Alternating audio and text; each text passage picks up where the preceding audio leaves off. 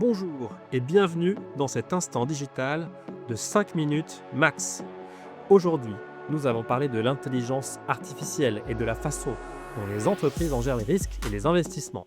Pour cela, j'ai le plaisir d'accueillir Virginie Mativet, docteur en IA, auteure, conférencière, consultante indépendante, et Jean-Baptiste Patry, partenaire et directeur de l'offre conseil data IA chez Shift. Qu'est-ce que vous verriez, Jean-Baptiste, Virginie, comme les grands projets IA de demain, c'est-à-dire peut-être basés sur des technologies d'aujourd'hui, mais qui vont plutôt émerger, voir le jour dans les 2-3 années qui viennent. Et puis si on se projette carrément à 10 ans, les grands sujets qui vont pouvoir émerger et à quel point ça va pouvoir changer le paysage de l'entreprise. Alors, pour, commencer déjà, petit, spoiler alert, je ne suis pas madame Irma. Donc, tout est purement personnel et très subjectif et sans aucune garantie, voilà. Je pense que là, actuellement, ce qui va arriver, il y a 2 points à court terme. Déjà, il y a la réglementation européenne qui va obliger à faire les choses bien parce qu'actuellement, il y a beaucoup de personnes dans l'IA qui font des projets très, très rapidement pour les faire sortir, mais qui oublient un peu, l'impact humain, l'impact sociétal, les risques, les biais et tout ça et qui le mettent sous le tapis en mode, «On sort d'abord la solution, on verra après» et là, ça va changer pas mal la donne. Donc ça, je pense qu'il va y avoir plus de prise de conscience de ces sujets-là. Le deuxième, c'est que, la planète, on n'en a qu'une et que ça commence aussi à faire son petit chemin, que l'IA, c'est pas forcément ce qui est le mieux pour la planète et donc je pense qu'il va y avoir le développement des SLM dont on a parlé, au début, donc les petits modèles de langage qui vont permettre d'utiliser moins de ressources pour faire des tâches parce que clairement, moi, j'ai pas besoin de tout, ChatGPT et de GPT-4o, pour faire mon travail.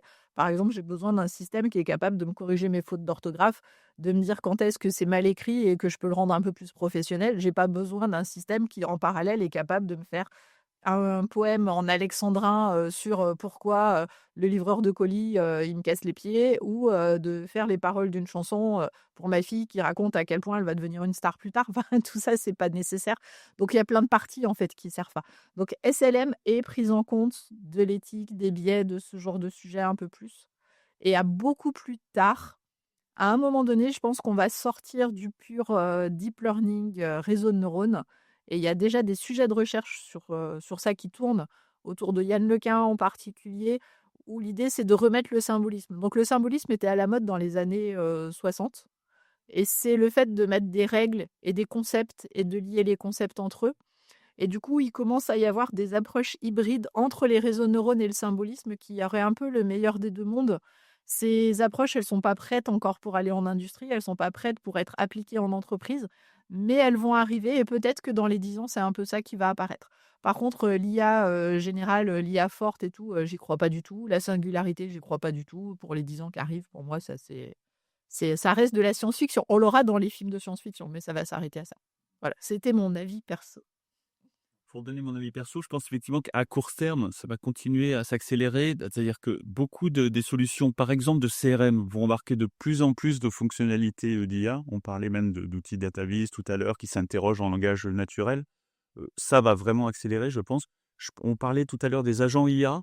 Ça mettra du temps à se mettre en place, mais je pense que ça peut être. Donc ça revient à orchestrer la complémentarité humain-IA. Donc c'est satisfaisant d'un point de vue humain parce que voilà, c'est pas l'IA qui remplace tout.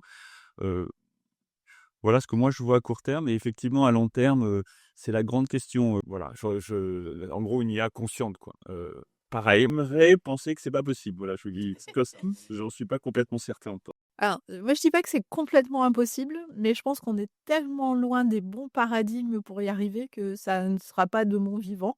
Après, dans 1000 ans peut-être, hein, il y a 1000 ans, on pensait pas qu'on aurait toute la connaissance du monde dans notre poche.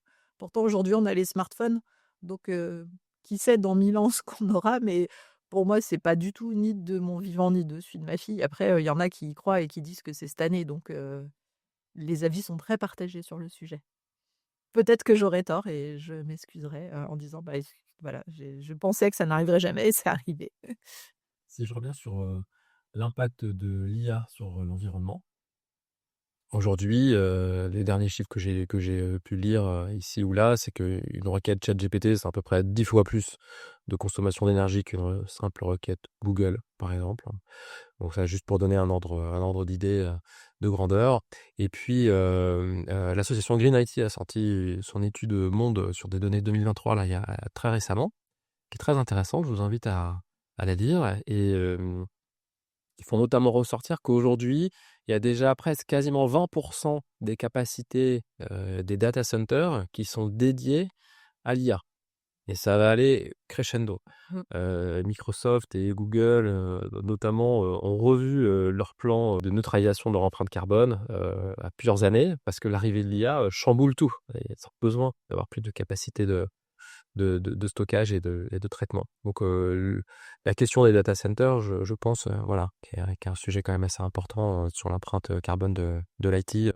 D'ailleurs, Microsoft a redémarré un réacteur nucléaire dans une centrale nucléaire. Alors, c'est pas directement Microsoft qui gère, c'est pas leur boulot, hein, mais du coup, ils ont une entreprise qui a relancé une centrale nucléaire qui avait 2 réacteurs. Un des 2 réacteurs a eu un accident il y a quelques années aux États-Unis, donc celui-là ne sera pas redémarré, mais l'autre réacteur va être redémarré uniquement pour les data centers de Microsoft.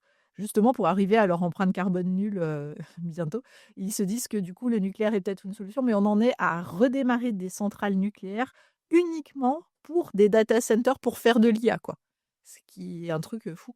Et puis, à contrario, l'arrivée, enfin, de DeepSeek, là, de solutions chinoises, qui semble-t-il beaucoup moins énergivore enfin, a aussi mis un petit peu un coup de pied dans la fourmilière. Donc, en tout cas, ce sujet qui n'était pas trop abordé jusqu'à il y a quelques mois, devient un vrai enjeu pour le choix des IA qu'on peut utiliser. Merci pour votre écoute. J'espère que cet instant digital vous a apporté un éclairage utile. Pour toute question ou feedback, n'hésitez pas à nous envoyer un email sur contact@shift.fr. À bientôt.